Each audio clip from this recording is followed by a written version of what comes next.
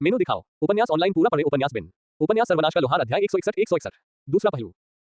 गुना प्रिय पाठकों, अधिक अध्यायों के अनुवाद में हमारी टीम की सहायता के लिए यहां दान करें। यूआरएल। सर्वनाश का लोहार 161। दूसरा पक्ष। पब फ्यूचर द्वारा विज्ञापन।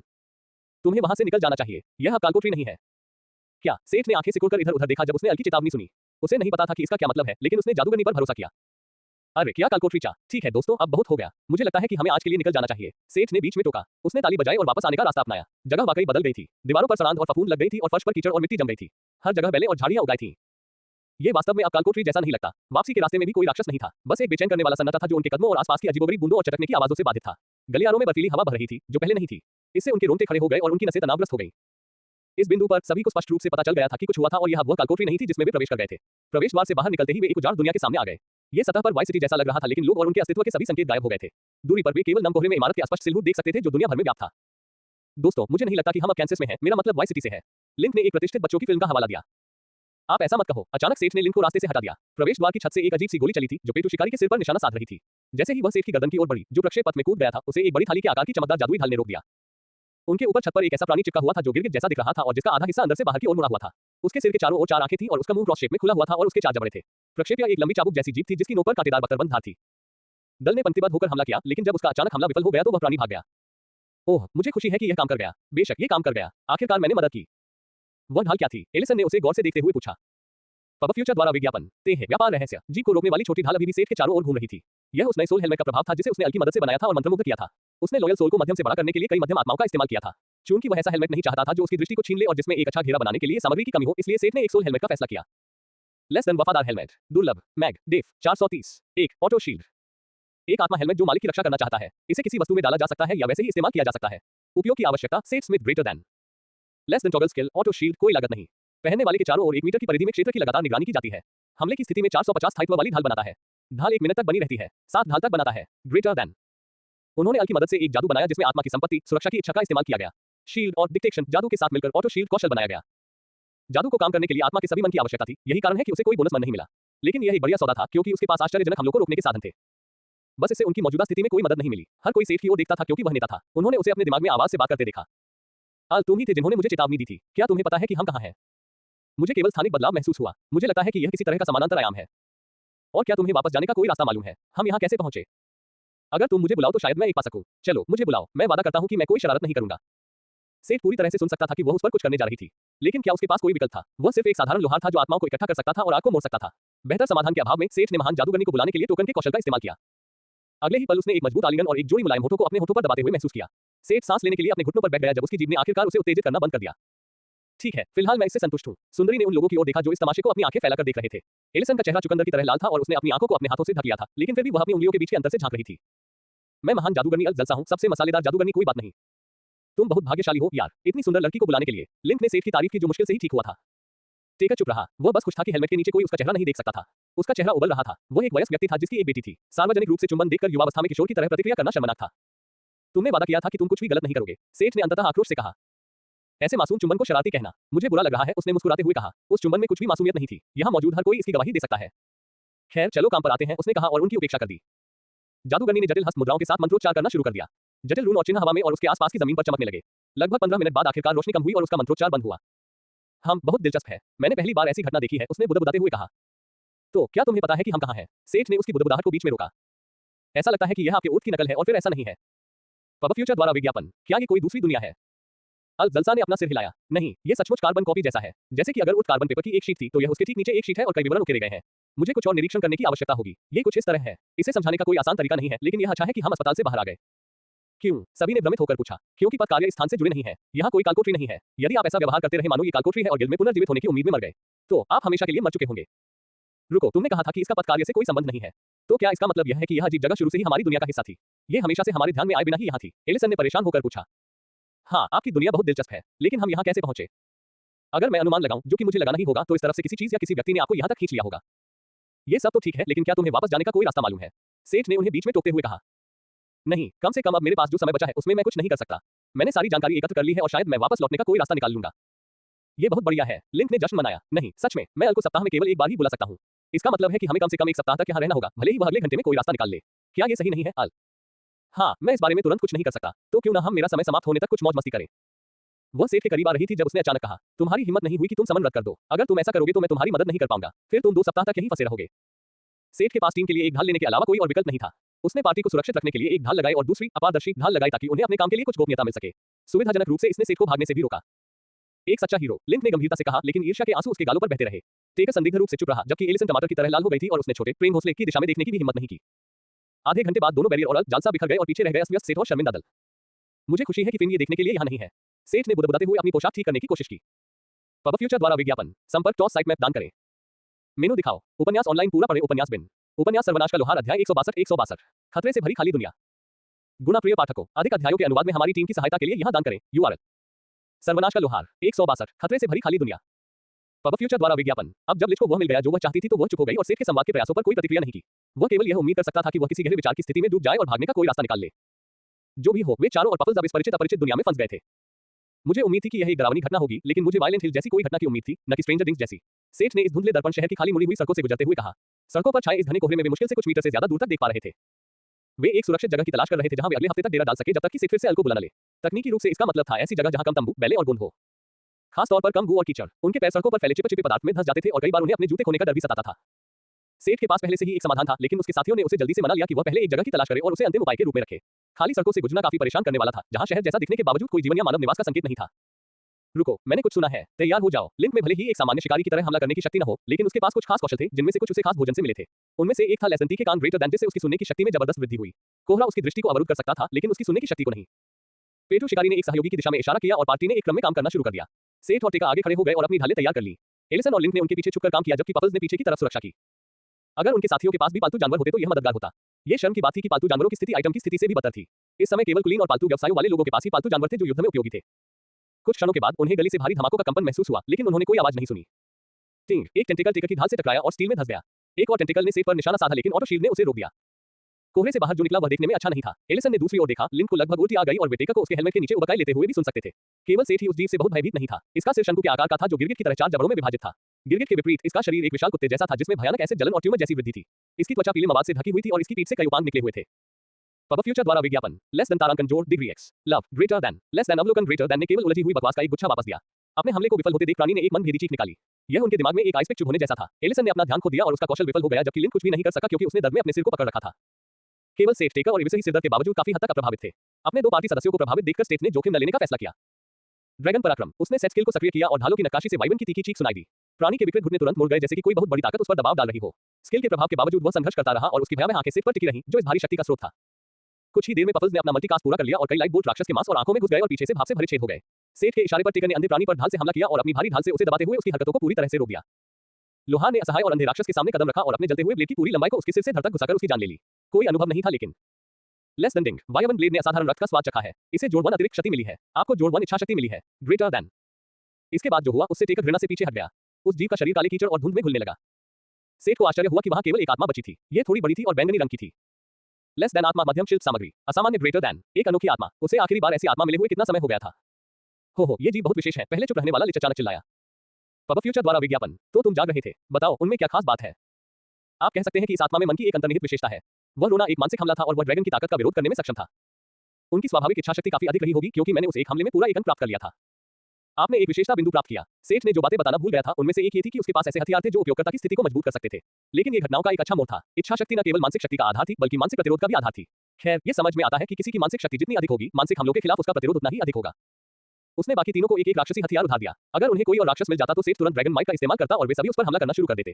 इस तरह वे अपनी इच्छा शक्ति को तब तक बढ़ा सकते थे जब तक कि उनमें से कोई भी मानसिक हमलों से प्रभावित न हो जाए। पूर्ण लाभ के सामने भय जल्दी ही समाप्त हो गया और इस भूमि के प्राणी, जिन्होंने अब तक किसी भय को नहीं जाना था, एक क्रूर वास्तविकता से परिचित हो गए। पार्टी ने स्थायी सुधार के इन मीठे बर्तनों की सक्रिय रूप से खोज शुरू कर दी। उनकी नजर में ये घिनौने जीव अब वध के लिए सबसे प्यारे सुअर लग रहे थे जिन्हें उन्होंने कभी देखा था। यहाँ तक कि एलिसन भी एक जंगली बेस्कर बन गई जब उसने जितना संभव हो सके उतना खून खींचने के लिए जीव पर वार किया। उनके शिकार के कई स्पष्ट लाभ थे। पहला ये कि इससे पार्टी मजबूत हुई। दूसरा ये कि उनमें से अधिकांश ने असामान्य आत्माएं गिराई। ये और भी अधिक शानदार होता अगर दूसरी आत्मा एकत्र करने के बाद उसे कोई सूचना न मिलती।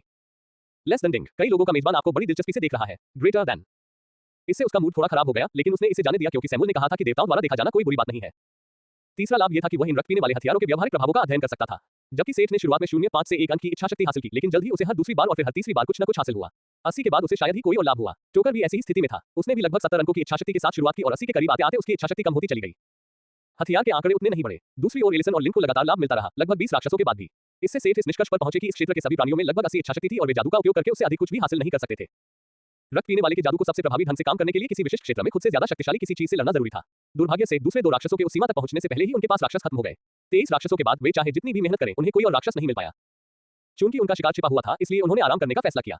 मूल लक्ष्य एक सुरक्षित स्थान ढूंढना था। अनजाने में उन्होंने अपने लिए एक सुरक्षित स्थान बना लिया था। शायद ये सप्ताह उतना तनावपूर्ण न हो जितना उन्होंने उम्मीद की थी। पब फ्यूचर द्वारा विज्ञापन संपर्क टॉस साइट में दान करें मेनू दिखाओ। उपन्यास ऑनलाइन पूरा पढ़े उपन्यास बिन। उपन्यास सर्वनाश का लोहार अध्याय 163 जो भटकते हैं वे सभी खोए हुए नहीं हैं। गुणा प्रिय पाठकों, अधिक अध्यायों के अनुवाद में हमारी टीम की सहायता के लिए यहां दान करें। URL सर्वनाश का लोहार 163 जो भटकते हैं वे सभी खोए हुए नहीं होते। Ads by PubFuture. आसमान में अंधेरा छाने लगा और खून के प्यासे दल ने सावधानी से एक इमारत में घुसने का फैसला किया।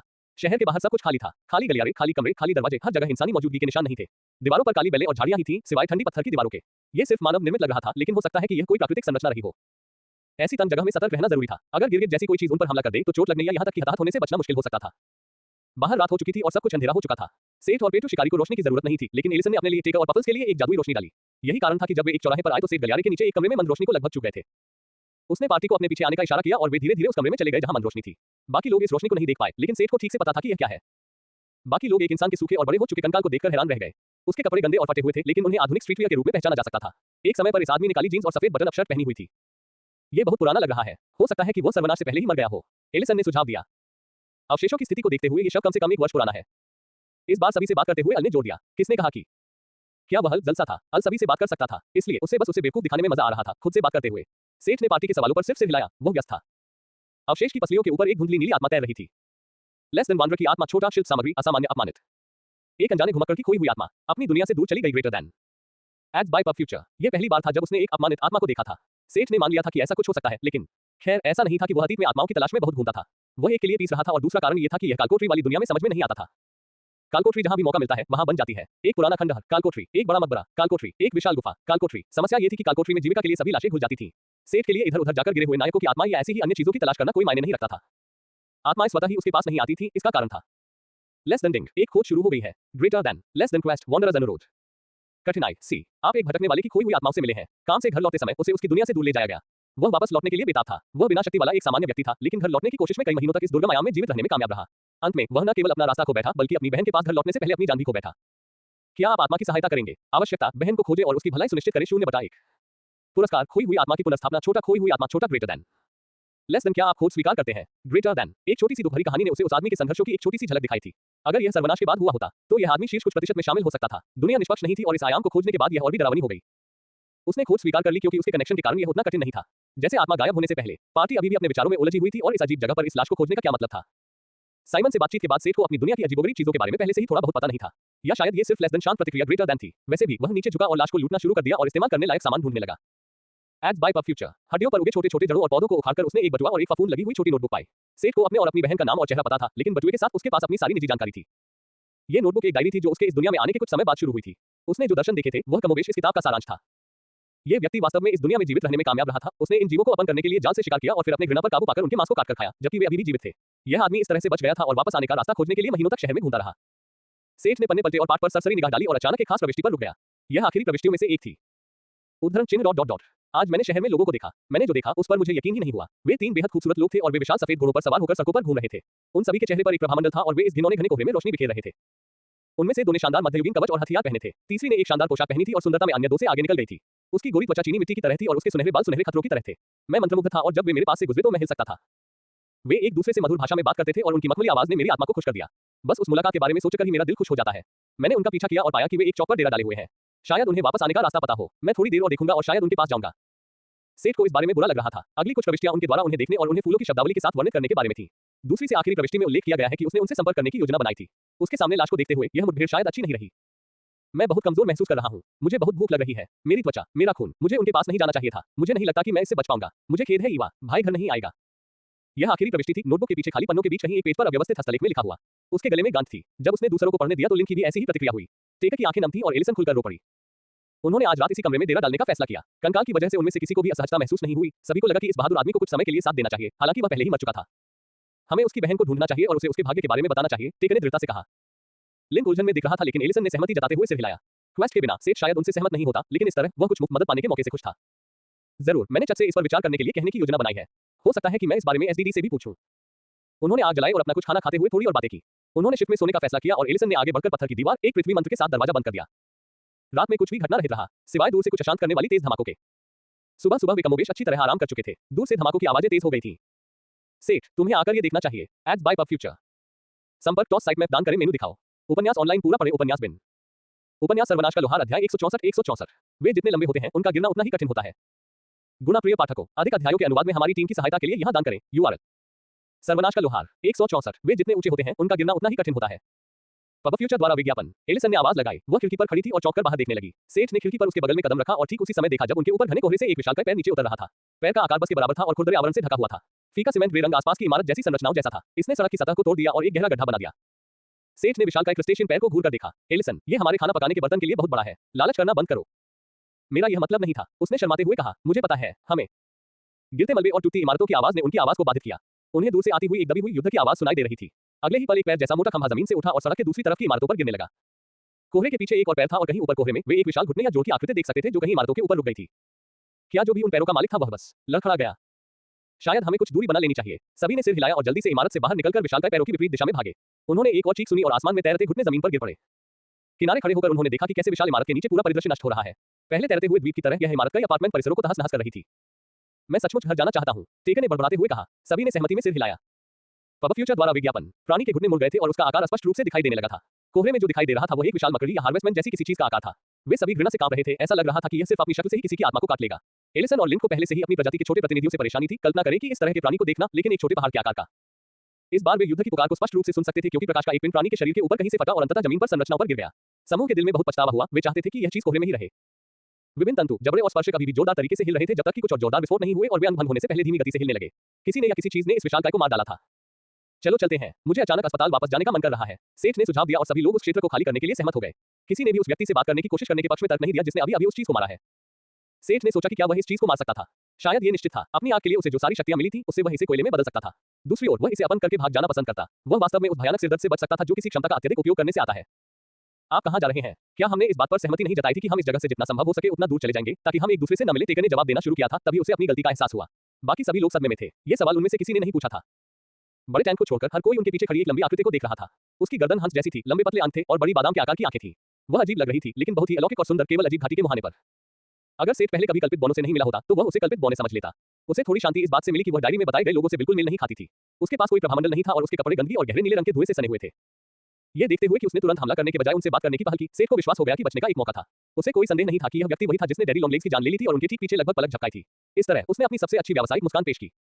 नमस्कार, क्या आपको हमसे कुछ चाहिए? अचानक बदले रवैये से भ्रमित होकर नया मेहमान एक कदम पीछे हट गया। आप इस जगह पर क्या कर रहे हैं? यहाँ इंसानों का आना वर्जित है। स्थिति के अनुकूल ढलने के बाद उसने गंभीर स्वर में कहा। आप निश्चिंत रहें, हम भी यहाँ नहीं रहना चाहते। चाहे यहाँ कुछ भी हो, हमें हमारी इच्छा के विरुद्ध यहाँ खींचा गया है। क्या आप हमें बता सकते हैं कि हम उठ वापस कैसे पहुंचे? पता नहीं, लेकिन ये पहली बार है जब मैं किसी इंसान से मिल रहा हूँ। क्या तुम लोग मजबूत हो? मैं अमेजन लाइका तुम्हें द्वंद्व युद्ध के लिए चुनौती देती हूँ। सेठ के माथे पर काली रेखाएं थी। वे एक मांसपेशी मस्तिष्क से मिले थे। मांसपेशी मस्तिष्क को निष्क्रिय कैसे करें? ओह, मुझे खेद है, लेकिन हम में से कोई भी ऐसा योद्धा नहीं है जो ताकत में आपका मुकाबला कर सके। हमारे पास एक टैंक है जो मार तो झेल सकता है, लेकिन लड़ाई नहीं कर सकता। वे दोनों शुद्ध रूप से दूर से वार करने वाले योद्धा हैं और मैं एक लोहार हूँ। वास्तव में हम में से कोई भी आप जैसी अमेजन का मुकाबला नहीं कर सकता। मुझे उम्मीद है कि आप जैसे महान योद्धा को कमजोरों को पीटने में मजा नहीं आएगा। वह कुछ देर तक उन चारों को देखती रही और अंत में आहें भरने लगी। मुझे लगता है कि आप सही हैं। आप लोगों को देखकर ऐसा लगता है कि आपके साथ लड़ाई करना कोई मजेदार बात नहीं है। चारों ने राहत की सांस ली। आज कोई पिटाई नहीं होगी। ठीक है, तो अपना ख्याल रखना। ये कहकर वह मुड़ी और जाने का प्रयास करने लगी। एक सेकंड, कृपया, क्या आपने नहीं कहा था कि यहाँ इंसानों का आना वर्जित है? और हम कहाँ हैं? सेठ ने उससे पूछा, इससे पहले कि वह जा सके। किसी ऐसे व्यक्ति से सुनना बहुत मददगार होगा जो वास्तव में जानता हो। वह एक क्षण के लिए अपना सिर खुजाने लगी, मानो कुछ सोच रही हो। मैं कोई नियम लागू करने वाला नहीं हूँ, इसलिए मुझे नियमों की परवाह क्यों होगी? यहाँ क्या है? नहीं, इसे समझाना बहुत मुश्किल है। बस जल्दी से जल्दी घर का रास्ता ढूंढ लेना। ये जगह इंसानों के लिए बदसूरत हो सकती है। पब फ्यूचर द्वारा विज्ञापन। इसके साथ ही वह गायब हो गई। यह कोई जादू या कुछ और नहीं था, बल्कि मार्शल आर्ट मूवी की तरह था जब कोई व्यक्ति अपनी हरकतों को देखने के लिए बहुत तेज होता है। सेठ ने ओरा की अपनी यात्रा के दौरान जादुई जातियों से मिलने का अनुभव किया था। वह बाकी लोगों की तुलना में बहुत शांत था, भले ही यह उसका पहला अमेज़ोनिस था। क्या ये सिर्फ मुझे ही उत्तेजना महसूस हो रही है? भोजन प्रेमी शिकारी ने अचानक पूछा। क्या है? चलो, क्या तुमने उसे नहीं देखा? और वह न केवल सेक्सी है बल्कि बहुत मजबूत भी है।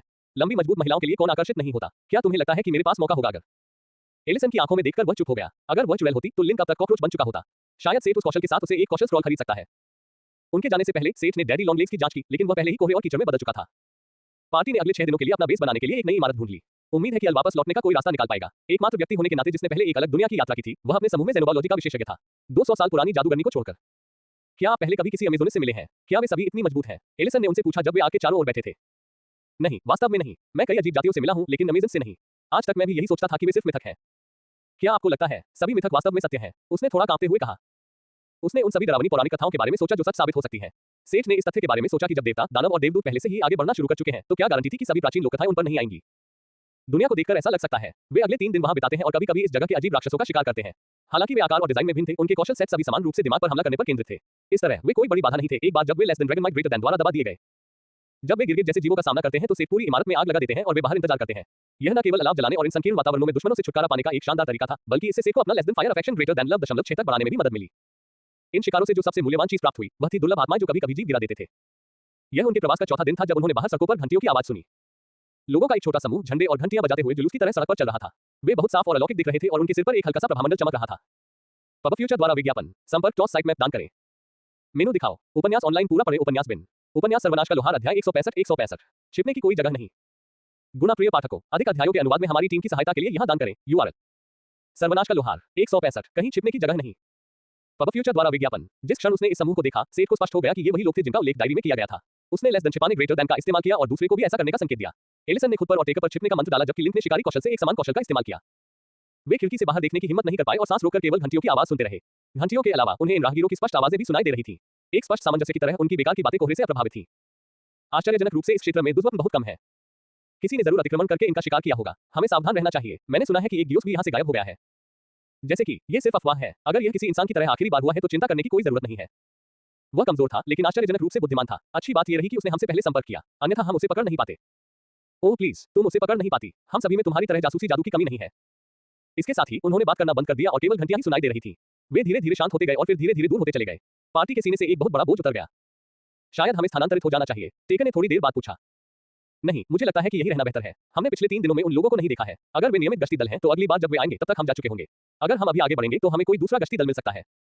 मैं एलिसन से सहमत हूँ। लालटेन के नीचे सबसे अंधेरा होता है। वे बस यहाँ आए और उन्हें शक नहीं हुआ, इसलिए यह अभी के लिए सबसे सुरक्षित जगह है, सेठ ने कहा और यहाँ तक कि लिंक ने भी सिर हिला दिया। एलिसन के समझाने के बाद टेकर भी यही रहने को राजी हो गया। वे पहले की तरह यही रहेंगे, लेकिन आगे शिकार नहीं करेंगे। हालांकि सेठ को इन जीवों से असामान्य आत्माएं मिल सकती थीं, लेकिन उस ग्लोफोक से मिलने का जोखिम उठाने की कोई जरूरत नहीं थी। उसके पास पहले से ही लगभग 20 छोटी और 10 मध्यम आकार की असामान्य आत्माएं थीं। घर वापस आने के बाद प्रयोग करने के लिए यह पर्याप्त था। वे कुछ समय के लिए इमारत में ही रुके और दिन भर आराम किया। अल्जलसा ने पहले ही उन्हें बता दिया था कि उसने उन्हें वापस उठ ले जाने का रास्ता खोज लिया है, बशर्ते उसे बुलाया जाए, वो उन्हें वापस ला सकती है। पब फ्यूचर द्वारा विज्ञापन। जाहिर है समस्या उससे कहीं ज्यादा आसान थी जितना उसने सोचा था। ये किसी तरह का जुड़वां आयाम नहीं था, बल्कि एक हब वर्ल्ड था। यह कोहरा था जो यहाँ और दूसरे आयामों में एक दूसरे को प्रतिबिंबित करने वाले स्थानों के बीच यात्रा के लिए एक माध्यम के रूप में कार्य करता था। उसने उन्हें एक सरल स्पष्टीकरण दिया था और यह बहुत रहस्यमय लग रहा था। सेठ को कुछ पुरानी किंवदंतियां याद आई जिनमें ऐसी ही बातें थी। बस 2 दिन और चुपचाप पड़े रहना है और दोस्तों, मुझे आपकी मदद चाहिए। वह गंभीर रूप से घायल है और उसे प्राथमिक उपचार की जरूरत है। छठे दिन की सुबह पेटू शिकारी ने अचानक दरवाजा खोला जब वह आसपास की जगह का पता लगाने गया था। उसने अपनी बाहों में बमुश्किल होश में और भारी खून भर रहा अमेजन को पकड़ रखा था। अरे नहीं, तुमने नहीं किया। कृपया हमें उसकी मदद करनी होगी, उसने फिर कहा और उसे जमीन पर लेटा दिया। इस आदमी को इस दुबले पतले पौराणिक प्राणी पर बहुत ज्यादा क्रश था। उसने अपनी पूरी पार्टी को खतरे में डाल दिया क्योंकि उसे एक काल्पनिक उत्तेजना थी। सेठ की आंख का कोना फड़क रहा था क्योंकि वह मूर्ख को मारने से बचने की कोशिश कर रहा था। एलिसन में अपनी दृढ़ इच्छाशक्ति की कमी थी और उसने शिकारी के सिर पर लात मारी। इस बात से संतुष्ट होकर सेठ ने एक गहरी सांस ली। अब अमेजन को वापस सड़क पर लाने के लिए बहुत देर हो चुकी थी, इसलिए उसने उसे ठीक करने के लिए पफल्स को बुलाया था। थैंक यू, लाइका ने बुदबुदाते हुए कहा जब उसका चेहरा फिर से चेहरे जैसा दिखने लगा और सुपरमार्केट में मांस की दुकान पर मिलने वाले चेहरे जैसा कम दिखने लगा। मुझे धन्यवाद मत दो, मुझे अच्छा लगता अगर वह बेवकूफ तुम्हें वहीं छोड़ देता जहां से उसने तुम्हें उठाया था, सेठ ने ईमानदारी से कहा। इस समय ऐसा नहीं था कि वह शायद उन्हें खत्म कर सकती थी। वहां किसी ने उसे मौत के करीब पहुंचा दिया था और सेठ को उन लोगों से मिलने की कोई इच्छा नहीं थी, खासकर तब जब उसे संदेह था कि वे कौन थे। वह क्रोधित नहीं हुई और केवल समझदारी से सिर हिलाया। एक योद्धा के रूप में वो उसकी मानसिकता को समझती थी, खासकर तब जब वे बहुत मजबूत नहीं थे। एक बार जब उसकी हड्डियां ठीक हो गईं और सबसे बुरे घावों का इलाज हो गया तो पफल्स ने आराम किया। वह बहुत थक गया था, ताकत में अंतर बहुत अधिक था, इसलिए उसे ठीक करने में बहुत प्रयास करना पड़ा। तो तुम्हें किसने पीटा? सेठ ने बेबाकी से पूछा। उन्हें पक्का होना था ताकि वे सही फैसला ले सकें। पब फ्यूचर द्वारा विज्ञापन। वे खुद को त्वाथा डे कहते हैं। वे चालाक और बेईमान हैं। मैंने एक निष्पक्ष द्वंद्व युद्ध के लिए कहा और जिस क्षण हमने लड़ाई शुरू की, दर्शकों में से लोगों ने मुझ पर एक अजीब सा श्राप डाला जिससे मेरी सारी शक्ति खत्म हो गई। उन्होंने सभी पर हमला किया और मैं केवल भाग सकती थी। मेरी शक्ति अभी भी ठीक नहीं हुई है, उसने उदास होकर बताया। वह पूरी रात उनसे भागती रही। आखिरकार जब वह उनसे दूर होने में कामयाब हुई तो वह बेहोश हो गई। कुछ ही देर बाद पेटू शिकारी ने उसे ढूंढ लिया। लेकिन अगर वह अजीब जादू न होता तो आप उन्हें हरा सकते थे आसानी से। पार्टी ने इस बारे में बैठक की कि क्या करना है। लाइका को ग्लोफोक को खोए हुए ज्यादा समय नहीं हुआ था। वे निश्चित रूप से उस क्षेत्र की तलाश करेंगे। तुरंत निकल जाना ही सबसे अच्छा था, लेकिन असली सवाल यह था कि क्या वे उन पीछा करने वालों को पूरी तरह से खो सकते हैं। हम इसे मुझ पर छोड़ दो, मेरे पास एक बढ़िया उपाय है कि हम अपने सभी निशानों को कैसे छिपा सकते हैं, उसने अर्थपूर्ण मुस्कान के साथ कहा। अमेजन ने एचपी पोषण पी लिया और थोड़ा आराम किया। वह फिर से चलने में सक्षम हो गई। पार्टी जाने के लिए तैयार थी और सेठ की हरकतों को बड़ी दिलचस्पी से देख रही थी। वह वास्तव में लंबे समय से ऐसा करना चाहता था। यह एक खुजली की तरह था। सेठ ने वास्तव में हर बार जब वे एक इमारत को धुआं देते थे तो खुद को रोक लिया था। उसने भट्टी को बुलाया, उसे तब तक जलाया जब तक कि हल्की लपटें जेट की लौ की तरह भड़कने न लगी और फिर उसे लात मारकर गिरा दिया। इस जगह की सभी छोटी जड़ें, बैलें और घृणित रूप से मांसल नसें जो हर चीज को ढक रही थी, टिंडर की तरह आग पकड़ गई। ठीक है, चलो जल्दी करो, इससे पहले कि हम आग से घिर जाएं। यह आग के खिलाफ एक दौड़ थी जो उनके चारों ओर की संरचनाओं में फैल रही थी। लाइका के निर्देशों के साथ वे छद्म शहर से बाहर निकलने में कामयाब रहे। खतरे के क्षेत्र से बाहर निकलने के बाद ही उन्होंने पीछे मुड़कर देखने की हिम्मत की। बढ़ती गर्मी ने दुनिया को ढकने वाले घने कोहरे को दूर कर दिया और एक भयानक दृश्य सामने आया। एक बार फिर पीली आग ने पूरे शहर को एक भयानक नरक में ढक दिया। लेस देन डिंग, लाल भूमि का स्वामी आपके निर्णायक कार्यों को देखकर खुशी से ताली बजा रहा है। ग्रेटर दैन, यहाँ तक कि देवता भी उस पर झांक रहे थे। लेस देन डिंग, शीर्षक आर्सोनिस्ट लव पॉइंट 2 अब मास्टर आर्सोनिस्ट बन गया है। आपने अपना दूसरा शहर जला दिया है। अब आप अपनी प्रकृति को नकार नहीं सकते। पायरोकिनेसिस जोड़ एक ग्रेटर दैन। अब उसका मूड खराब हो चुका था, लेकिन शीर्षक का प्रभाव वाकई अच्छा था। कम से कम वह अकेला नहीं था जो दृश्य से मंत्रमुग्ध था। पूरी पार्टी आग को घूर रही थी। अंत में सेठ ने भट्टी को बुलाया और वापस बुलाया। अब बाईं ओर की कोई जाति नहीं थी, भड़की हुई आग को छोड़कर। लेकिन कोई भी यह साबित नहीं कर सका कि उन्होंने इसे शुरू किया था। सेठ ने उन्हें वर्तमान में वापस लाने के लिए ताली बजाई। चलो चलते हैं, हम कुछ मध्यम दुर्लभ और गुस्से चमक दमक वाले लोगों से मिलना नहीं चाहेंगे, है ना? सभी ने झिझकते हुए सिर हिलाया और जलते हुए शहर से दूर चले गए। वे कोहरे से ढके एक मृत बंजर भूमि पर चले गए। सेठ की एकमात्र चिंता ये थी कि अगर उन्हें घर वापस जाना है तो उन्हें वापस लौटना होगा। पब फ्यूचर द्वारा विज्ञापन संपर्क टॉस साइट में दान करें।